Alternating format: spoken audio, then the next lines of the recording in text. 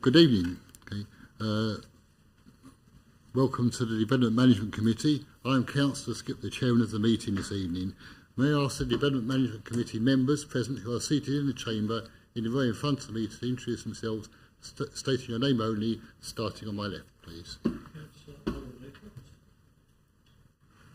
Chairman, I'm struggling to hear you. Could you speak up a little bit? Yes, of course, sorry. Councillor John Anderson. Councillor Michael Fuller. Councillor Sue Mumford. Councillor Andrew Thornton substituting for Councillor Jackie Thornton.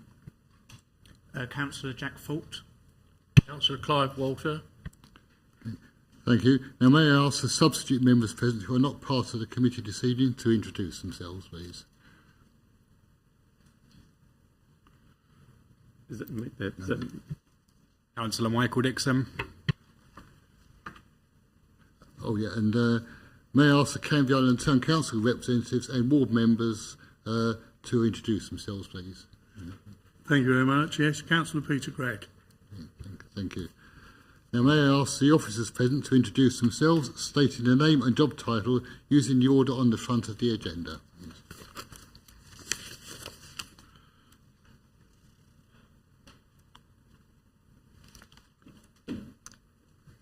I'm Kim Fisher-Bryce. I'm the Strategic Developments Officer.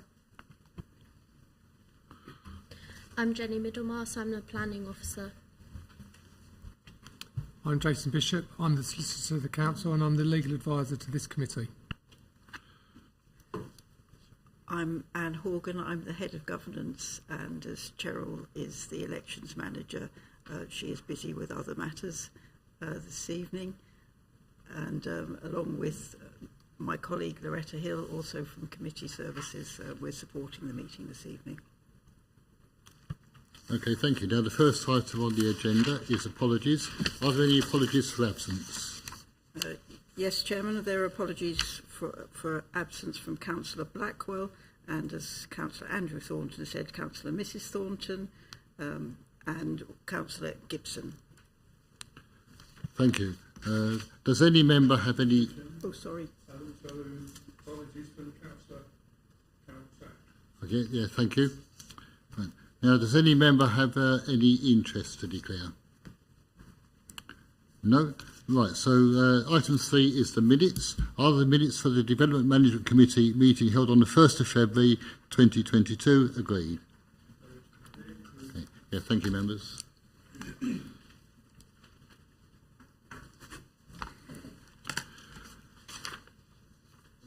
Right, item 4, public speakers. There are no public speakers this evening. Is it possible to get the microphones turned up a bit, please? I'm having difficulty hearing. I sat myself at the front so that we could. Chairman, the microphones should be assisting, so can you hear me now? I'll listen very carefully, yes. Right, I'll do my best. Chairman, just to mention, we'll deal with it later on the agenda under the item concerning Walsingham House, but Mr and Mrs Han would have wished to address the committee, but unfortunately it's not possible to be there, so Mrs Hill will read out the statement they asked if we would read to the committee this evening. Yes, of course, thank you. That'll be fine, thank you. Right, so now item 5 is the deposited plans. Item 1 is Tewkes Creek, Dovervelt Road, Canvey Island in the Winter Gardens ward. I will now hand over to the Planning Officer to present this item. So item 1 is the application site is a playing field known as Tewkes Creek on Dovervelt Road, and the proposal is for the installation of lighting columns and LED lighting to light a rugby training pitch. Officer recommendation is approval. So this is the site. So we've got Dovervelt Road, so the site's to the north of Dovervelt Road. It's located to the west of Kellington Road, which runs along here, to the east of Central Wall Road, and Tewkes Creek is to the north of the site. The 4 lighting columns will be situated where the red circles are. This is the four corners of the existing rugby pitch. This is an aerial view which you can just better understand within the context of the area. So obviously we've got residential properties to the south, and you'll note that there's an area, a grassed area to the south of Dovervelt Road as well. So this is a image of the site looking northwest. So we've got the nursery in the forefront of the image, and you can see the field. And then this is another image of the site. You'll note that there are the previous lighting columns that you can see along the southern perimeter of the site. These unfortunately had to be removed due to safety reasons. So the application is for 4 lighting columns. They measure 15 metres in height and will have 2 lamps at the top. The base of each column will measure 1.7 by 1.7, and this is an example of what the lamps on the top will look like. These are designed to maintain a pitch brightness of 100 lux.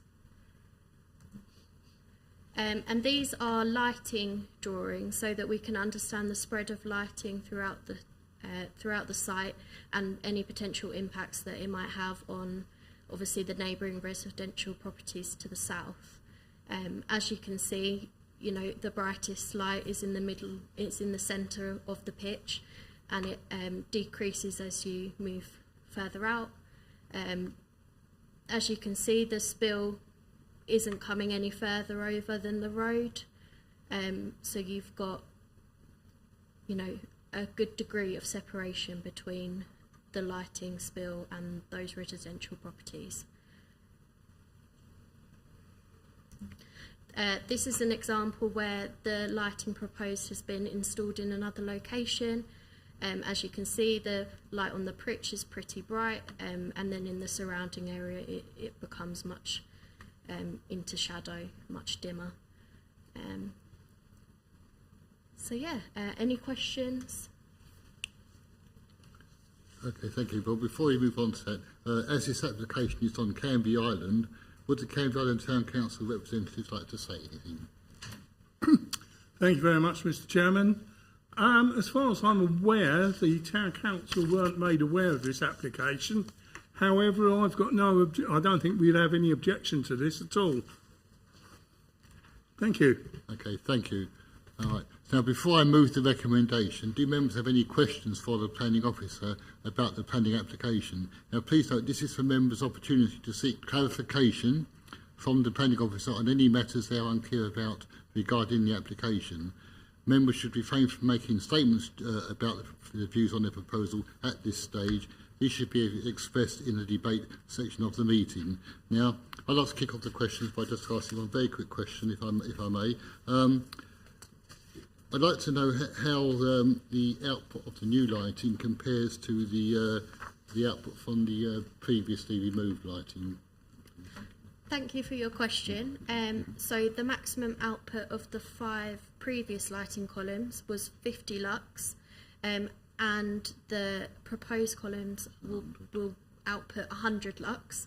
However, due to the angles of and the design of the new columns, they will be focusing much more centrally onto the pitch, reducing lighting spill, whereas the previous columns were much more angled, much more upwards, and the light spill was much more. Thank you. Okay, thank you. Are there any other questions? Yeah, Councillor Thornton first, please. Thank you. Just a couple of clarification questions, if I may. First of all, do we know when the original lighting that's been taken down was put up? So I've looked into previous planning applications on the site, and we don't have anything formal.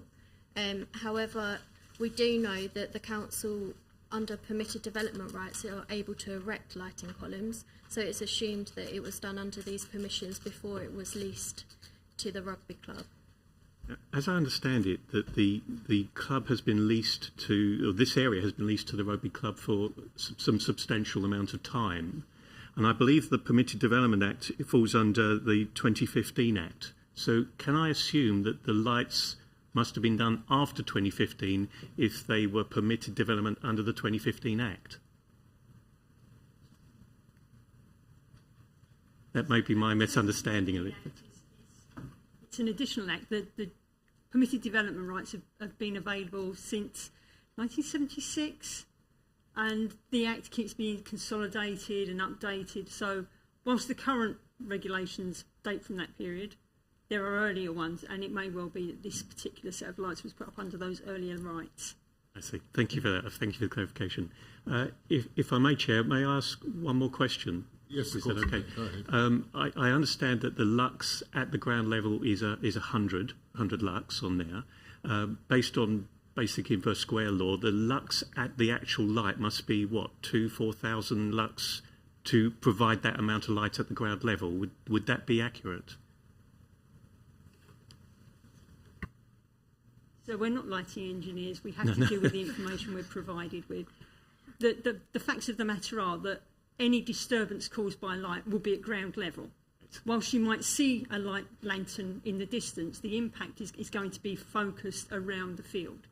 And as Genevieve has shown you, it doesn't extend beyond the pitch, and it would have no adverse impact on adjacent residents. Thank you for the clarification. Thank you. Councillor Aycott. Thank you, Mr. Chairman. I'd like to say I like the idea that they're going to have a time switch on the lights. I've had quite a bit of dealings with sports grounds and playgrounds with floodlighting, and the biggest complaint has always been the lights have been left on too late. But he's got a time switch, which I think is good. Looking at the one of the pictures you showed, are they moving the pitch nearer to Dovervelt Road than what they normally play further back? As far as I'm aware, it's the existing pitch. See, it looks quite close to the road, and I was just thinking about the noise from the rugby players against the houses on the other side of the road. I know there's quite a wide grass verge in a part of the old sea wall along some of it, but you know, sound does travel at night. Yeah, no, I can understand that. As far as I'm aware, it's the existing pitch that it will be placed around, and the lighting columns are moving, if anything, further away from the neighbouring properties, because at the moment they're along the southern perimeter. And the final point is that I'm not a borough councillor for that ward, but I do know the borough councillors in that area get a lot of complaints about cars being parked on the pavement and the grass verge. Yeah, I'm afraid none of this is really relevant to this planning application, but thank you for your points. Thank you. Right. Thank you, Mr. Chairman. There's no further points. Thank you. And Councillor Fuller, please. Thank you, Chairman. I have to lean forward into the microphone.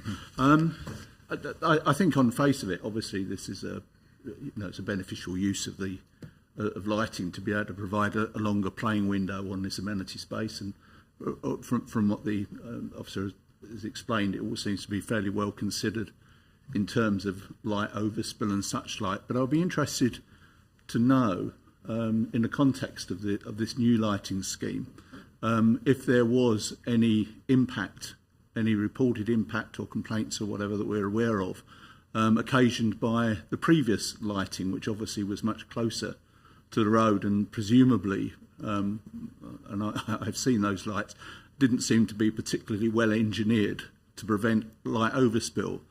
Are we aware of a catalogue of complaints about the lighting on the previous lighting?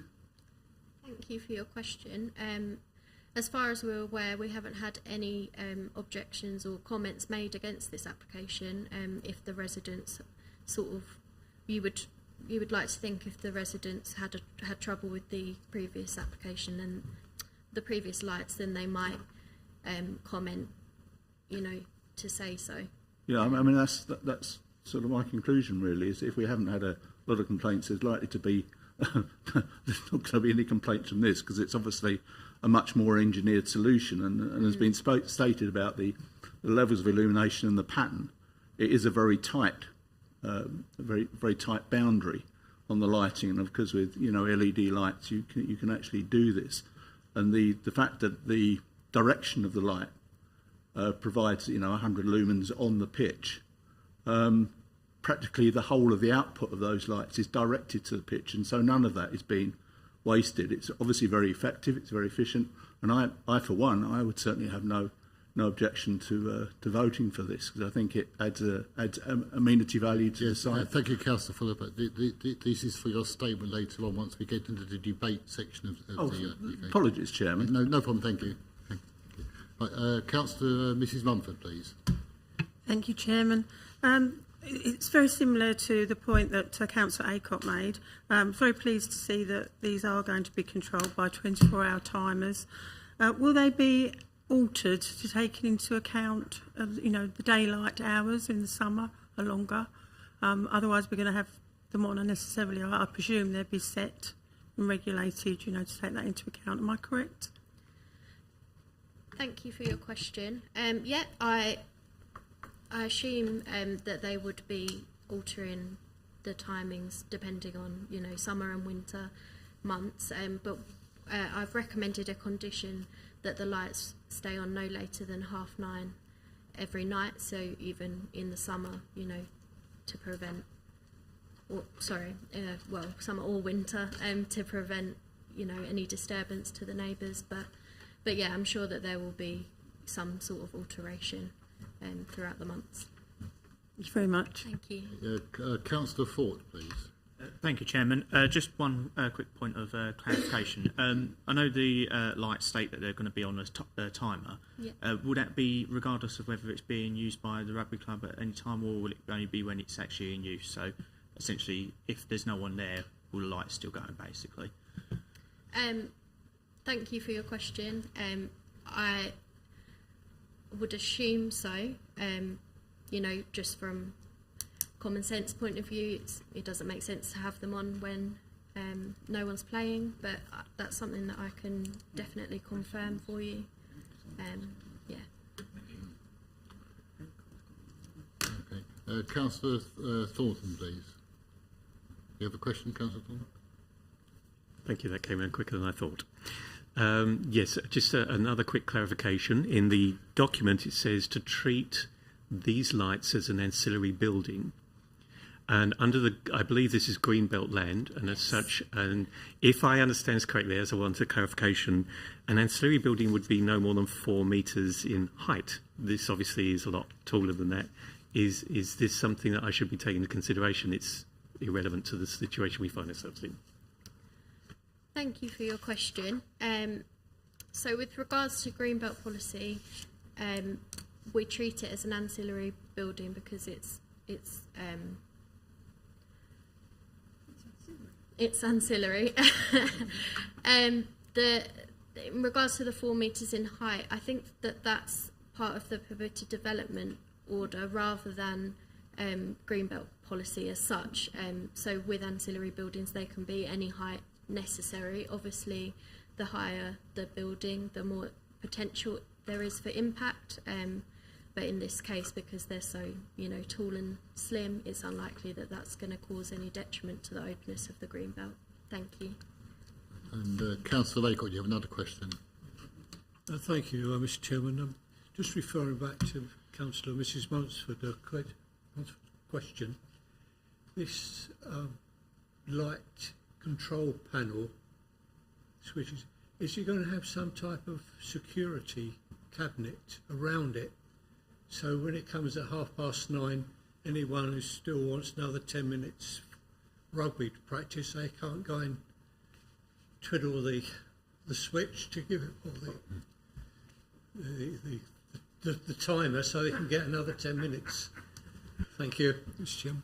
is we can't regulate people's behaviour. If somebody wants to do that, then they can do that. But we have the power, once that condition is there, to go back to them and say, you're misbehaving, you're not conforming with your conditions, and we can take action against that. So there is that safeguard. Thank you, Mr. And Chairman. Councillor Water. Are these lights metered in any way? Electricity meters on them?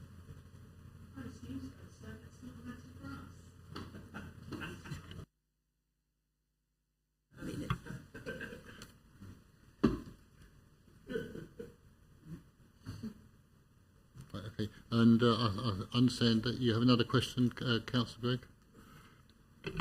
Thank you for allowing me to speak again, Mr. Chairman. I mean, sitting here and listening to what I've heard so far, one, I think you'll find that the timer switch is probably located in the clubhouse or thereabouts, and two, the lights will only be on when there's either a match on or when they've got practice, as was the other lights that were there in existence. Yeah. I mean, and that was my assumption as well, but thank you for the observation, Councillor. Thank you. Right, so there's no more questions now.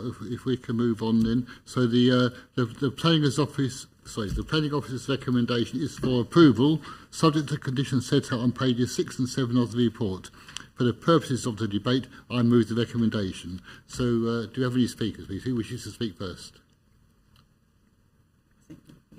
No one. Okay, right. So, members, the motion before you is approval, subject to the conditions set out in the report. May I have a show of hands, please, those for approval? Thank you. And that's unanimous. Thank you.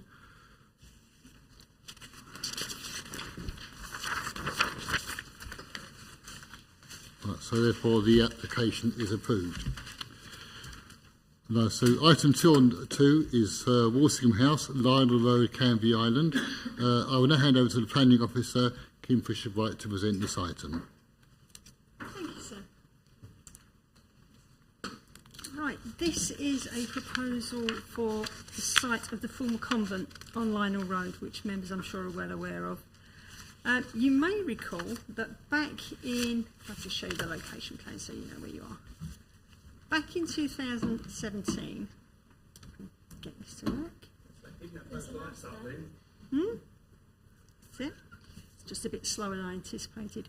Back in 2017, some members visited the site when we considered an application for 32 dwellings. I mean, at that time, the building on the site was in fairly good condition.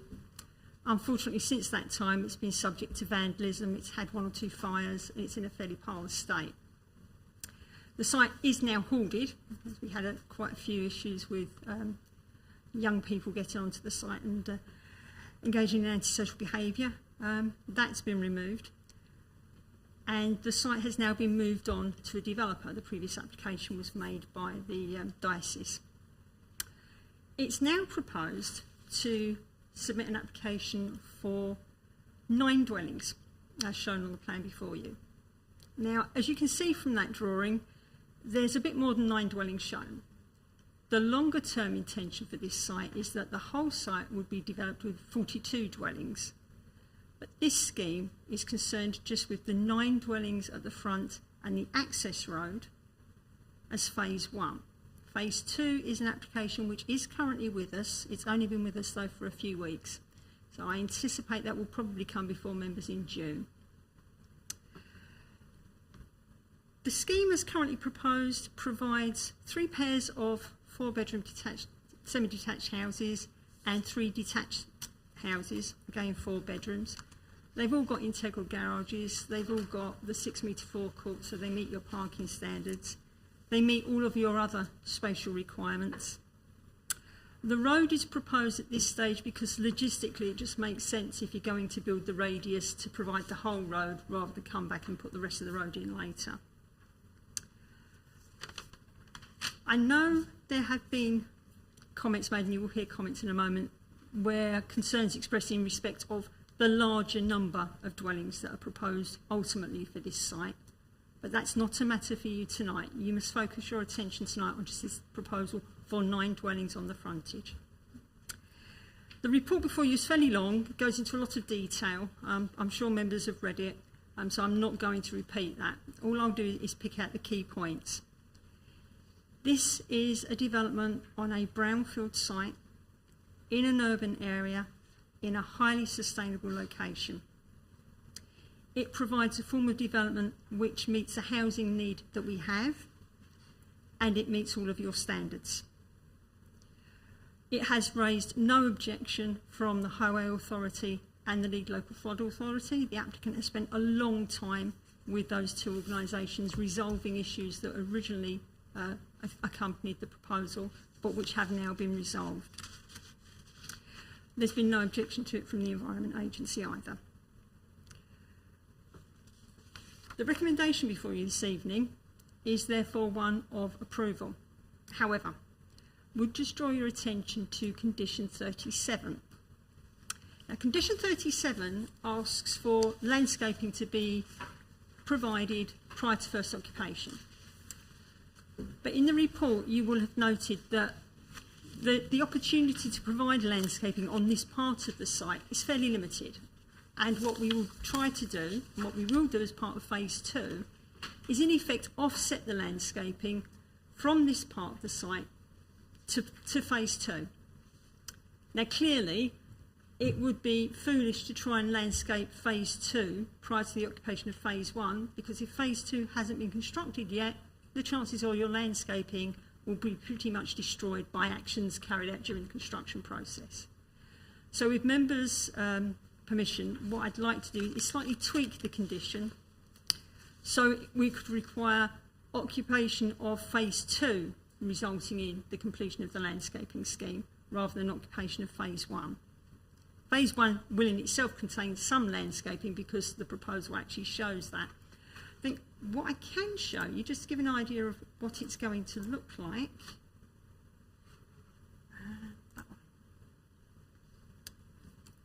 That's the scheme.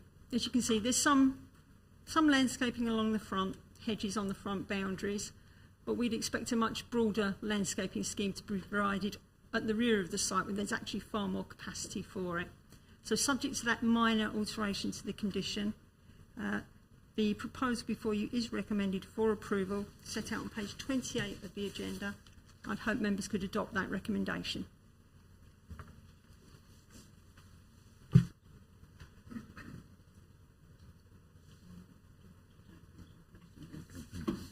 Right, as this application is on Canvey Island, would the Canvey Island Town Council representative like to say anything? Councillor Begg. Thank you very much, Mr. Chairman. Right, the objections that we put forward were as follows. We feel that this development is on a very cramped basis. It's very squashed in. Lionel Road is inadequate to deal with the amount of traffic that's going to impede on this site, on this application and further application at a later date. Obviously, we're concerned for the potential conflict with service vehicles going into the town centre, because bearing in mind that it's a very narrow high street and with large vehicles coming in and out to do for the building purposes of those houses. Adverse significant impact on the surrounding structures, other properties in and around the surrounding area. We feel that there's also a possibility of an increased flood risk, and on that, because where at the moment you've got you had large grass areas which would soak up any rain, now you're going to concrete it over, thus causing rainwater to disperse down drains which are going to back up and flood it, possibly flood out, like what happens in other parts of Canvey. And we want reassurance from Anglian Water that drainage infrastructure is adequate. But apparently Anglian Water have refused to state anything on this particular application, which obviously throws shadows of doubt onto this. particular item. And we'd like to know why they've refused to comment on this application. Thank you. Oh, sorry, one other point. We feel that the actual infrastructure is totally inadequate on that area. Thank you. So would you like me to respond to those yes, questions? please, thank you. Certainly. In terms of the cramped nature of development, if you can look at the block plan here, these properties are very similar in width to several others in the surrounding area. It's very similar in character and appearance. If you look at the back gardens, this property here, its back garden extends to that point. This property and the ones adjoining it have much shallower back gardens. So this scheme is actually more spacious than the area around it. In terms of traffic, yes, there will be traffic generated by development of this site. Of course there will.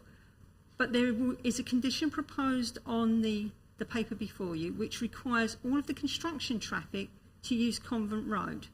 That keeps it away from the town centre. Unfortunately, yes, it may impact on those persons that live on Convent Road, but it's like every other application you consider. There's a balance to be struck. There are fewer residents on Convent Road that will be adversely affected, potentially, than there are on Lionel Road. And as you say, we don't want traffic trying to negotiate through the town centre. No. Convent Road provides a simple release for that traffic, and we can enforce that condition. Can I just come in on that one? Are you happy that Convent Road is big enough, wide enough to cope with that? Yes. Convent Road is perfectly adequate. In terms of impact on structures, I'm not sure what you mean by that.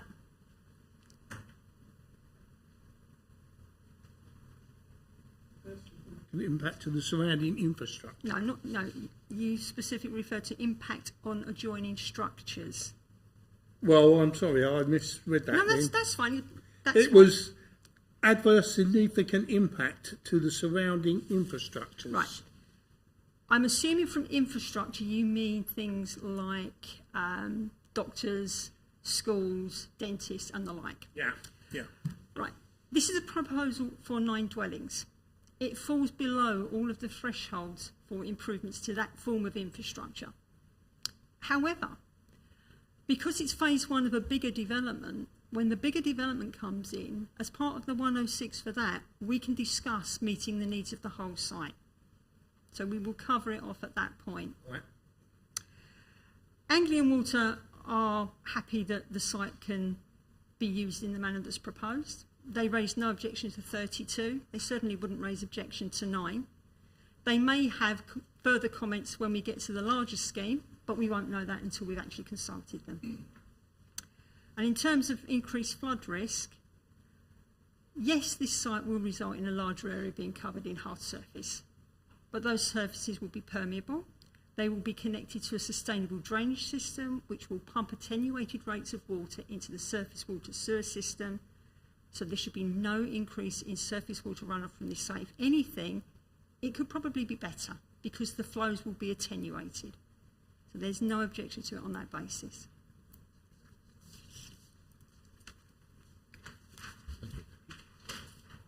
Chairman, if Mrs Hill could read the representation from Mr and Mrs Han, please. Yes, of course. Thank you.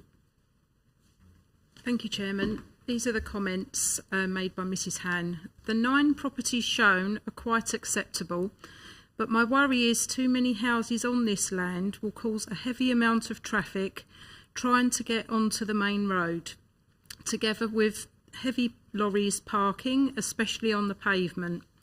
My main concern is that a large development that is planned on this site will cause a lot of flooding, especially in Lionel Road, where there is already a problem with heavy rain, as the drains cannot cope. I would have thought that people making these decisions would be worried about the effects of global warming, especially from what we are seeing in this country, Europe, and the rest of the world. Taking out so many trees on much needed open ground and filling it with concrete is not the answer. I know my comments probably will not make any difference, but I just hope that if you have a conscience, you will think about your children, grandchildren and future generations who would, like us, want to live on this lovely island. I know the argument is progress, but I consider it just greed. And that completes the comments of Mrs. Hands. Thank you. Thank you, Ms Hill. Now, before I move the recommendation, do members have any questions for the planning officer about this application? Now, once again, I must remind members this is for questions only, okay, to help you form your points you want to make in the debate in the next section. Thank you. Councillor Fort first, please. Thank you very much, Chairman. I have just a couple of questions to start off with. My first one is that the report states that under the 1998 local plan that this is Greenbelt, but some of this site has been stated to be brownfield. Can I just firstly clarify, is that actually correct? Is that report... It's not Greenbelt, so it's allocated for school and worship purposes. Okay, because there's a line in the report that says it's no, Greenbelt. That's not correct. It's an error. allocated for school and worship purposes. Okay, so that's an error. If there's an error, I apologise for that. Yeah, okay, no, because I found that in there. Okay, so that clarifies my first point. Just in terms of parking provision, I know there's one sort of driveway space per house and then one garage per house. Roughly, how big are these garages? What sort of size cars can they accommodate? Can they accommodate larger cars like SUVs and that sort of thing, or is it just more sort of hatchback type cars? So through you, the garages are standard, which is 3 metres by 7, so they'll accommodate a larger vehicle. The forecourt will provide an additional car parking space. That's also 3 metres, but by 6, because you don't need a forecourt that's quite as deep.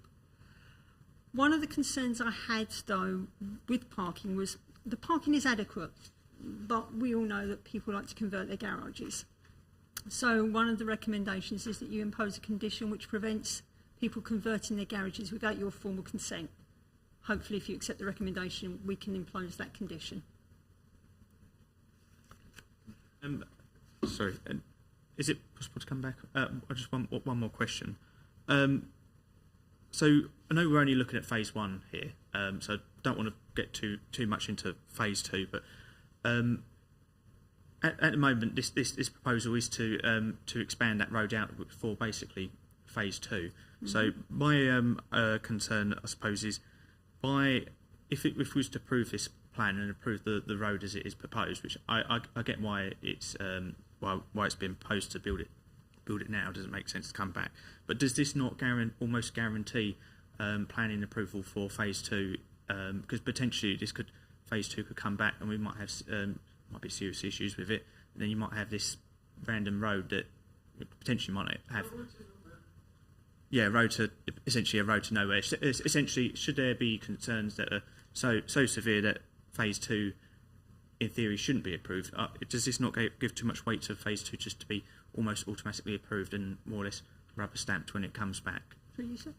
No, it's a simple answer. The developer takes a risk. He knows he doesn't have planning permission for any of it at the moment. All he knows is that there is an extant consent for 32 units, and that will give him a degree of comfort that there is at least that capacity on the site under the existing consent. There are logistical reasons for putting the road in now, as you appreciate. If members, when they consider phase 2, decide that it's not appropriate for whatever reason, then they have the opportunity at that stage to make a decision. This road meets the highway requirements for phase 2. But that doesn't mean that if phase 2 doesn't meet with members' aspirations, wishes, desires for the site, that it couldn't be changed. It's unlikely the developer, even though he's got that road in, is going to have so much of that road actually physically on the ground by the time we get to phase 2 development being considered, that it couldn't be altered. So it's there. Yes, there are links to phase 2 clearly, but I wouldn't put too much weight on that being some sort of guarantee that phase 2 would go through. Councillor Thornton, please. Thank you, Chair. We're talking about phase 1 and phase 2 as a project manager or someone does project management. It's one project in different phases. You're asking us to consider 9 properties here. And because it's under 10, we're going to lose on the affordability option. Is the developer deliberately splitting the development to avoid obligations? I have had that discussion with the developer. He is very clearly aware of the fact that we will not tolerate that. The arrangement will be that, whilst this is for 9, he knows that the remainder of the site will attract the requirement for this site. So even though he's coming in 2 phases, he acknowledges and accepts that he will have to make provision for all 42 units if 42 units is what is finally approved on the site. Councillor Mrs Mumford, please, next. Thank you, Chairman. Actually, my first question was the one that was raised by Councillor Fawkes, which was obviously, it says on here that it's allocated for Greenbelt purposes, but I think you've clarified that. My second question again was the developer avoiding paying, and that's the question that my other councillor asked.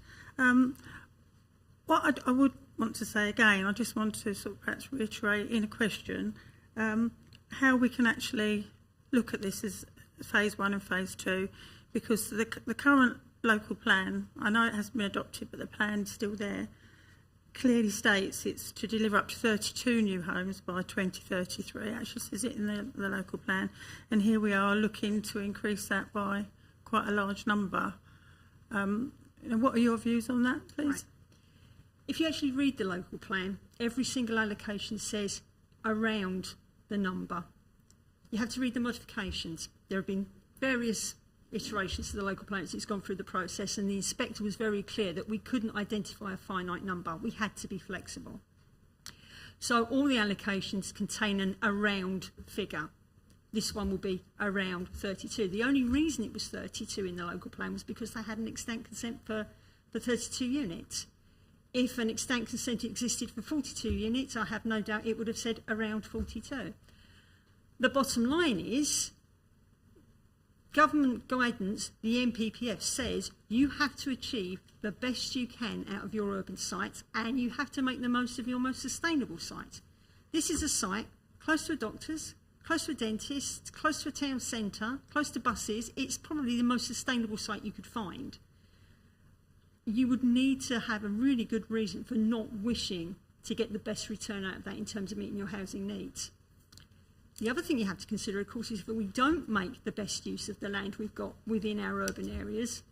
It's just more houses we have to find outside of the urban area. So whilst it may seem unpalatable that this might be increasing by 10, actually, if it meets all of your targets and it meets your housing needs and it takes the pressure off sites in the Greenbelt, then it's one you really should be supporting. Thank you for that point being clarified. Perhaps we can talk about it in the debate later. Thank you. Yeah, Councillor Aycott next, please. Yeah, thank you, Mr. Chairman. Have any measurements been taken of Convent Road regarding lorries going up and down that road? So it's not a very wide road, and there's often cars parked down it for most of the day. Thank you, Mr. Chairman. So through you. There's a condition which requires all vehicles that attend this, which are associated with the construction phase, to come via Convent Road. That takes all the traffic away from Lionel Road as far as we can. Sorry, Mr. Chairman. Yeah, I can understand that, but I'm talking about Convent Road itself. No, Convent Road is fine. It can accommodate this. You can take the lorries? Yes. Even if it's two lorries coming in opposite directions? Yeah. To go through? It's like everything else. We know on Canvey the roads are narrow, and we know people like to park on the road, but it's like any other place in the borough. You have to exercise a degree of courtesy in your driving, and if you need to wait to allow someone to go by, then you need to wait to allow someone to go by. The road itself is an adequate width to accommodate the traffic.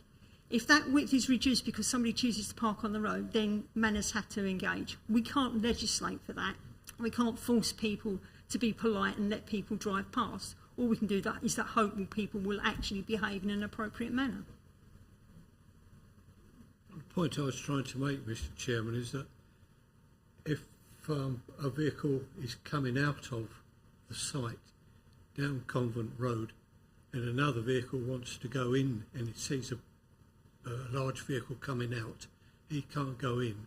He's going to end up being parked in Long Road, and the whole lot's going to be locked up for some time. I think the officer has made it clear that common courtesy has to apply in those situations and common sense needs to prevail, and I would hope that will be the case. So, Councillor Fuller next, please. Thank you, Mr. Chairman. Two questions. The first question I think I know the answer to, but I'm going to ask it anyway. In terms of the future development, you've said that this comprises phase one of a two-phase development. Can you reassure us absolutely that there is a sort of a cast iron case that this development, when it comes back to phase two, will be considered as the full development in terms of any conditions regarding payments and such like? Is there any wriggle room to say at a future date that the developer will come along and try to get out of that obligation? So that's the first question. The second question is, I don't see in the application, the diagrams that you've provided, where the extent of the road makeup is as part of this plan. I presume that as we're only talking about those 9 houses and the access road that's going to be put in, because it is only that part of the plan which is being considered, there will be no permission for them to extend that access road any further than the northern house in that group. Through you, sir. In terms of wriggle room, every developer at some stage will come to us if we've got a Section 106 agreement and try to negotiate a different settlement. It's just part of the process of dealing with Section 106s. Your officers have had discussions with the applicant, and the applicant is content and has accepted that he will need to meet the entire needs within phase 2.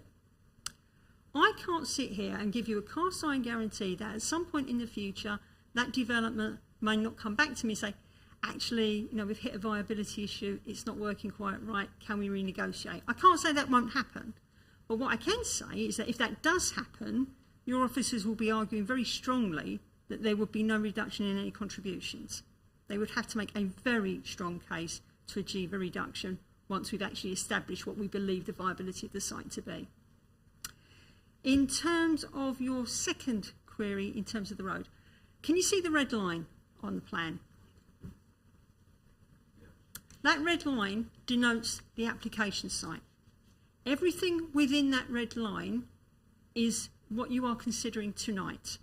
So if you were to approve this proposal tonight, you approve not only the 9 houses, but the entire road. Oh, right, I didn't realise that, I'm sorry. Which is why I think Councillor Ford was concerned earlier about that predisposing what happens on the back of the site. So you would be given consent tonight for the 9 houses, plus the access road, and even the little car park that would serve the flats if that was the case in the future. But as I said, whilst you may be considering improving this road tonight, it may not necessarily be the final case. Thank you very much. Councillor Anderson, please. Thank you, Chairman. Can the planning officer explain to me the drainage system that's been set up for these houses? I want to know how the drainage of surface water is working and being catered for these 9 houses. So there is, as part of the submissions, a detailed surface water drainage scheme. It's been considered by the Lead Local Flood Authority and the Environment Agency. They are both happy with it. Basically, what they do is provide internal drainage within the site, which will drain to a large tank, which will be situated in this area. So that's a large attenuation tank under that grassed area there, which will allow attenuated flows into the surface water sewer system. That's, as I said, that's been approved by the LFA, so that's about as good as we can get on the site.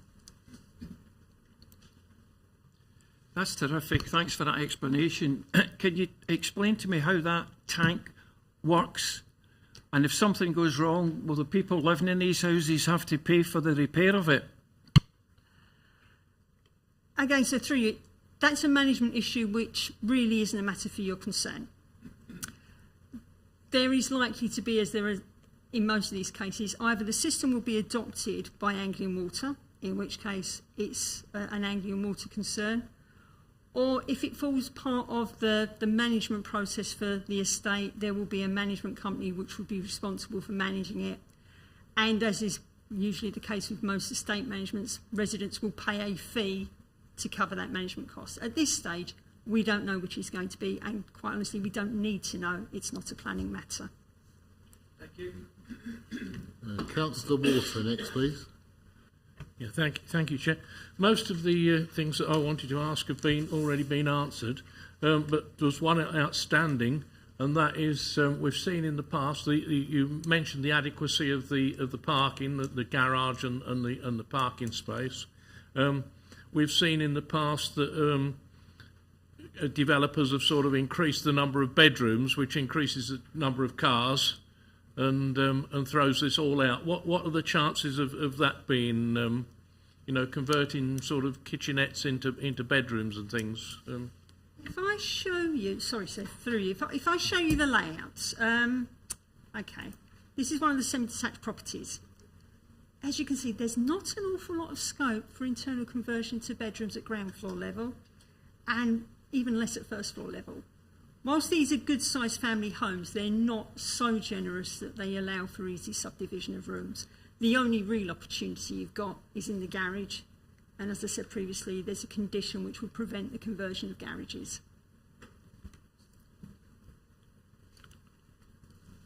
Councillor Thornton, please. Thank you, Chair.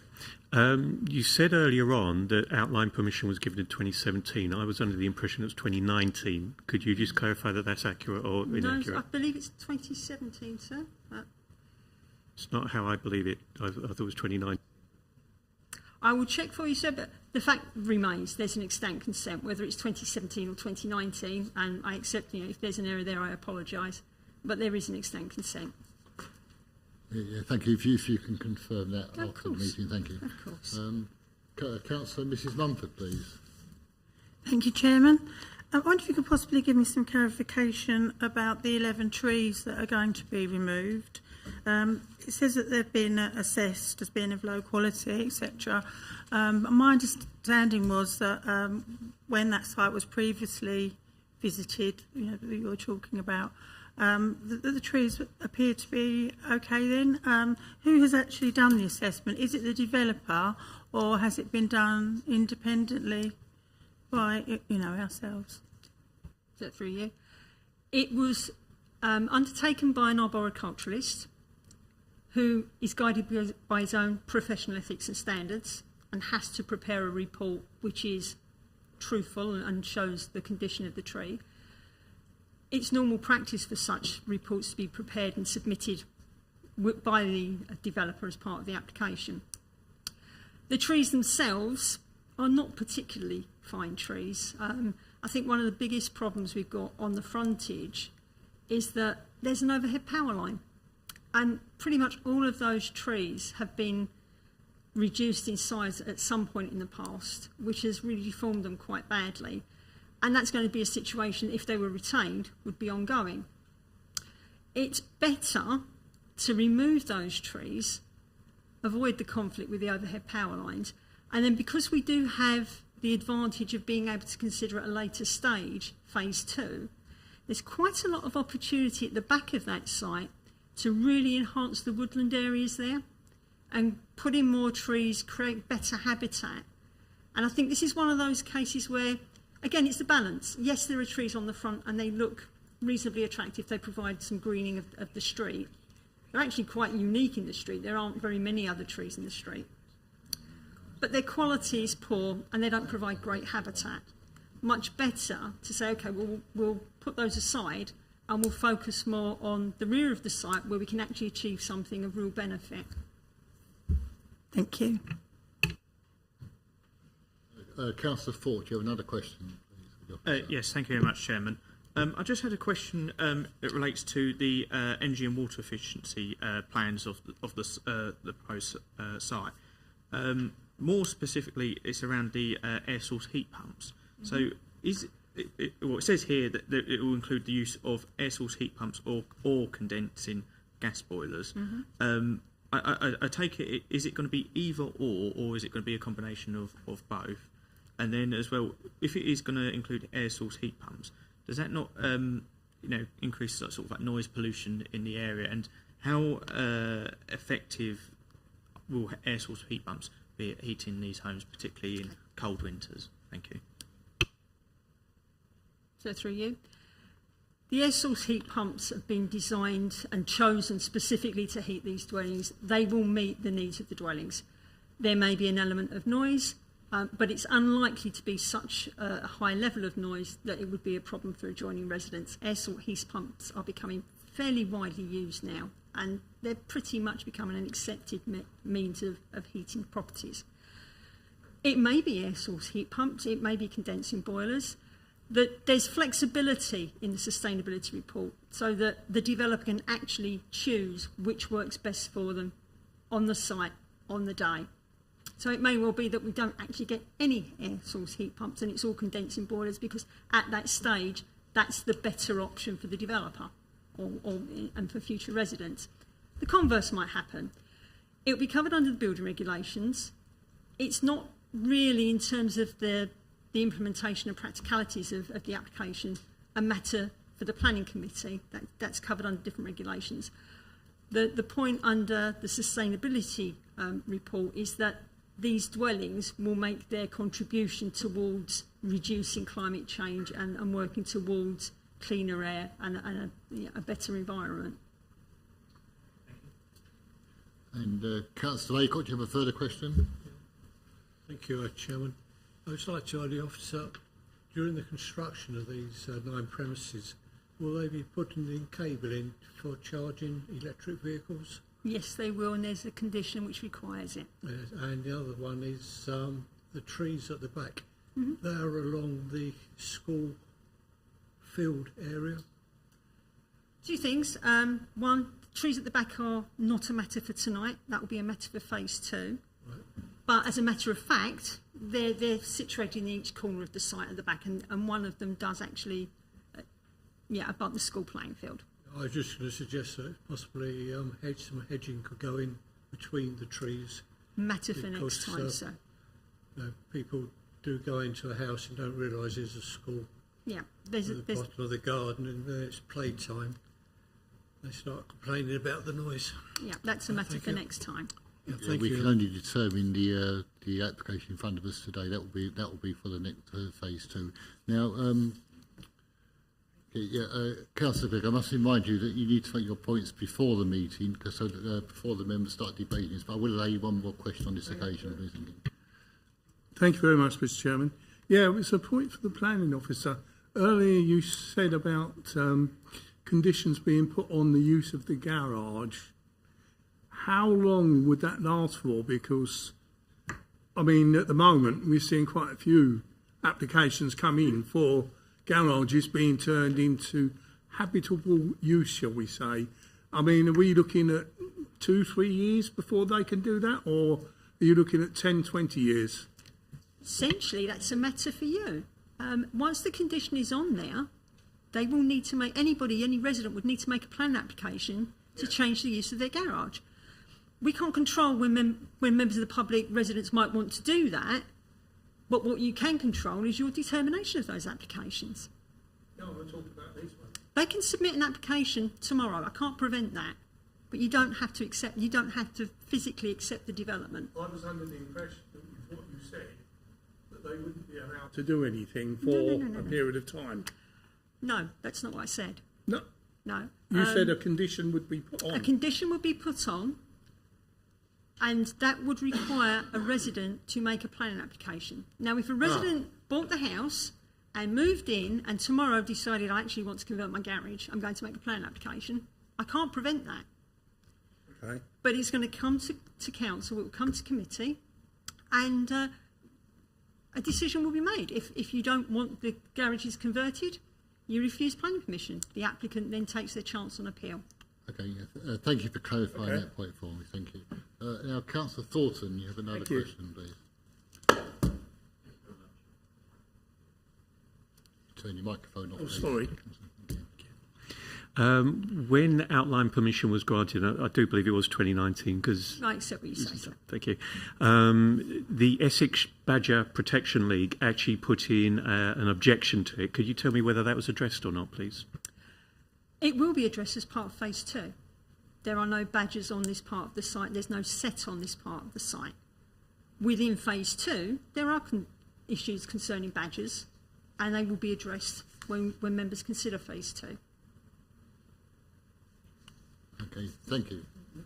So if there are no further questions, we'll move on now to the next part of the debate. So the Planning Officer's recommendation is for approval, subject to the conditions set out on pages 28 to 34 of the report.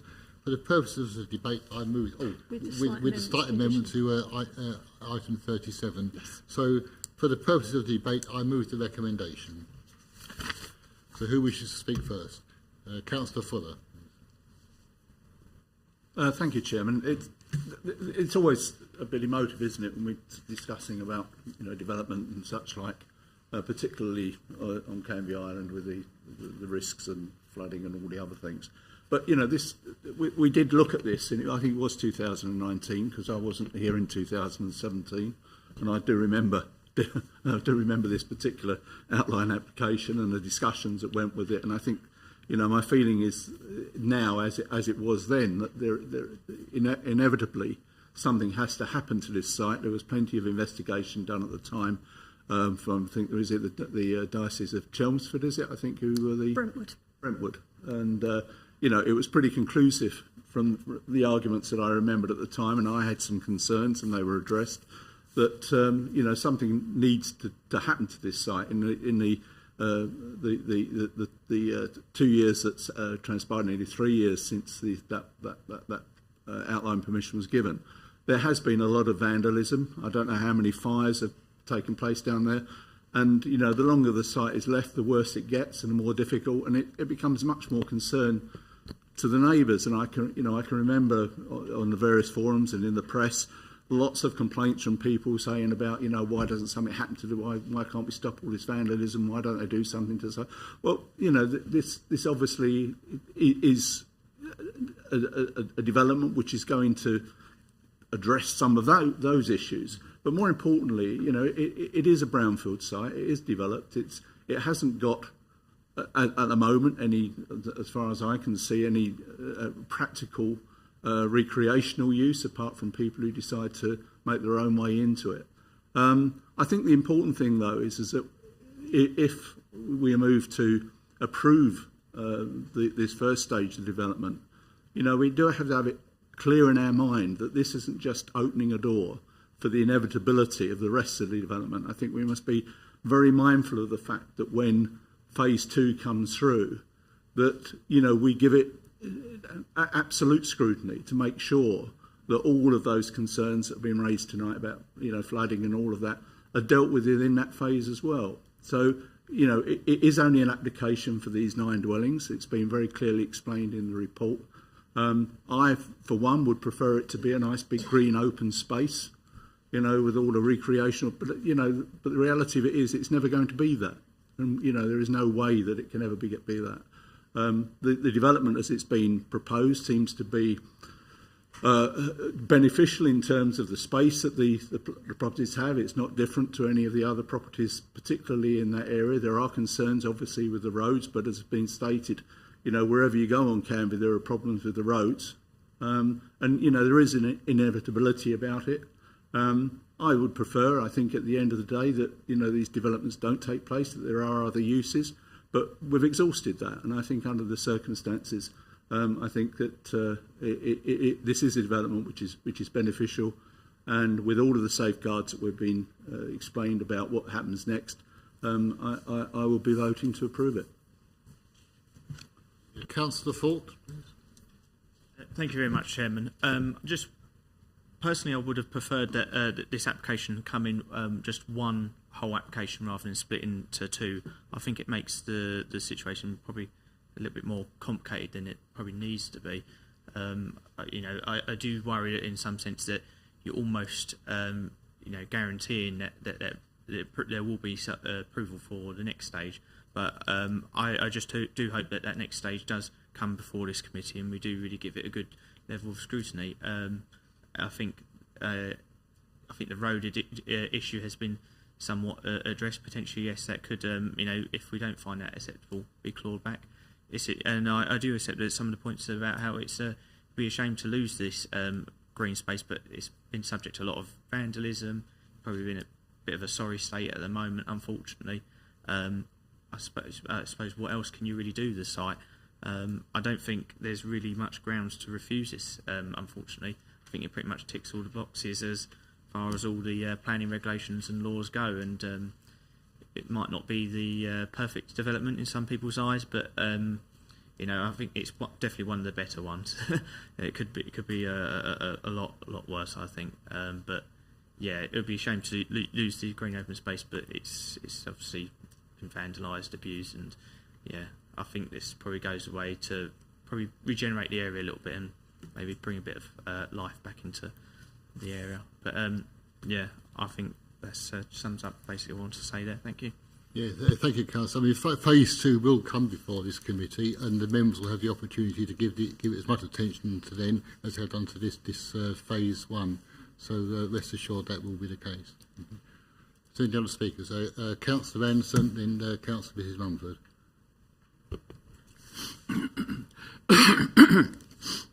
Thank you, Chairman. I think it's a mean and cramped setup. We've got semi-detached houses squeezed in there at one side, and we've got detached houses at the other side. I think it's cramped, that whole situation. That's my first comment. There's only 2 car parking spaces. That's the garage and the forecourt. Now, if you're talking about families in these 4-bedroom houses, they've got more than 2 cars. They've got more than 2 cars. They've got 3 cars. Some of them have got a van as well as a car.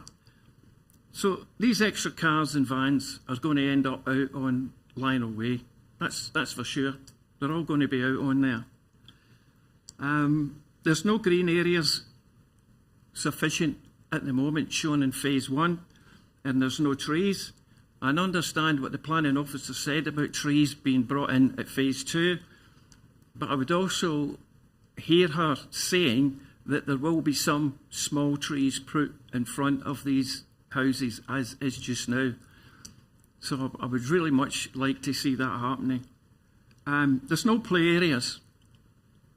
Now you've got nine families there, no play areas, nothing. The nearest play area was the splash pool that was over at the paddocks, and that's been shut down by this council. So where's the play areas for the kids? And they can't wait to phase 2. They want a play area when they move into their house. So I'd suggest a recommendation that a play area be added. A play area be added at the back of the site. There's 2 areas right at the very back allocated for environment. And I would like to see play areas put in there. There's a development just down the road here past the garage. And there's 2 play areas in that development that's only been built 2 years ago. So if you can put play areas down there, you can put play areas in that development. It's possible and it's necessary.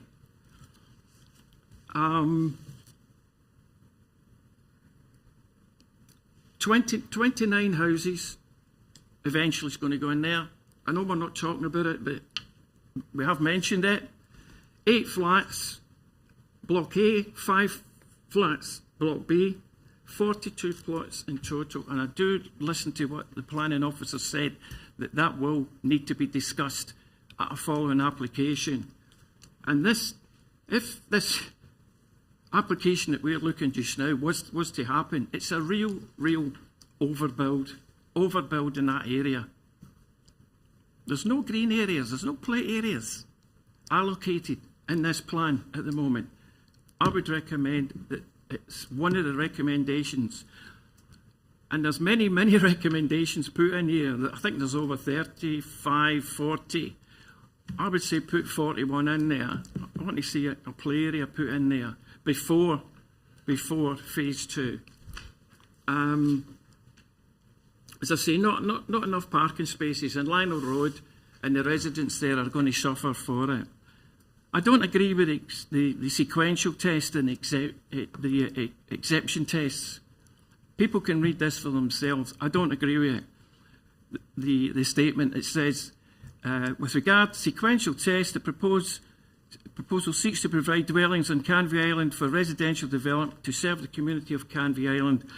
It is considered that it would need to be located within or immediately adjacent to that settlement. Since the settlement of Canvey Island is located entirely within flood zone 3, it's not considered that are reasonably available alternative sites. Well, there is. If you go off the island, there's an alternative site. This isn't flood zone 3. We shouldn't be building more and more houses in flood zone C. The exception test. It's a funny sort of a statement here.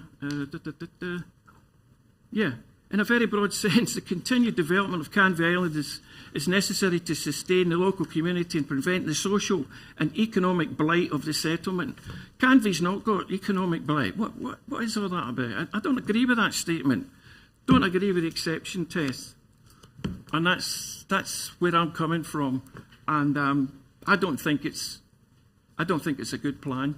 So I won't be voting for it. Thank you. Yeah, thank you, Councillor. If I can just ask you to clarify a couple of points. I believe the parking satisfies our own requirements. If you can confirm that for me, please. The parking is consistent with the Essex standard. It's 2 spaces for anything more than a one-bedroom property.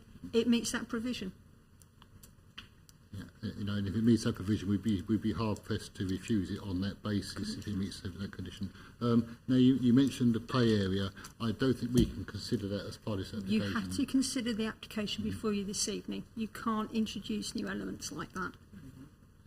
And if you wish to do that once phase 2 is debated, then that's another matter. But we can't do that at this particular point. Thank you.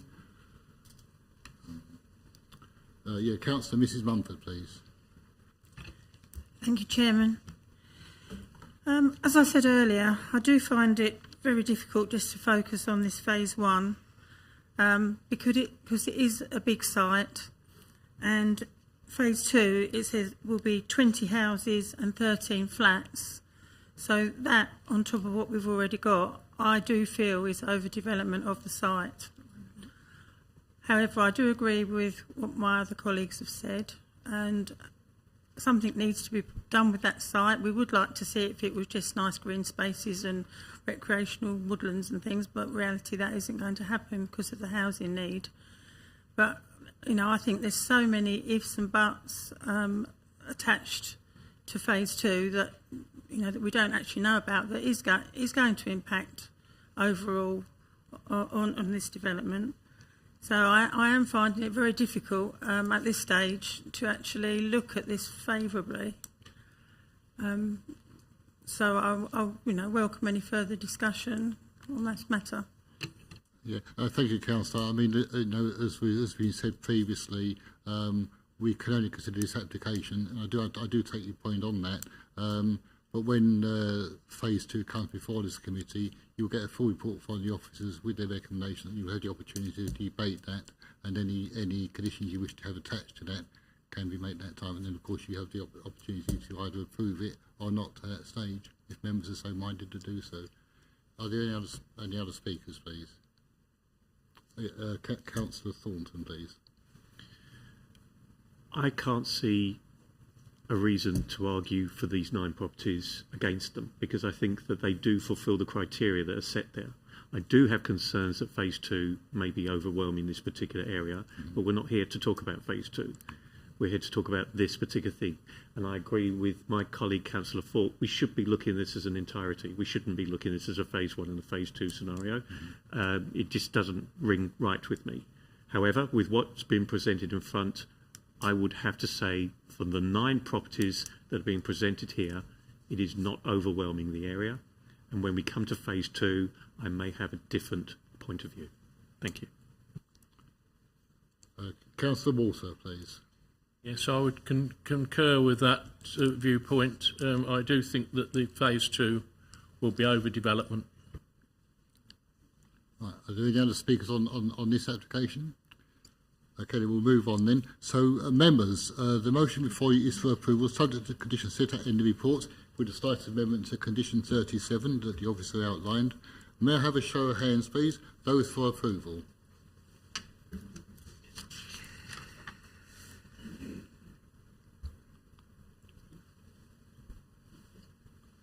And those against approval, please? Are there any abstentions?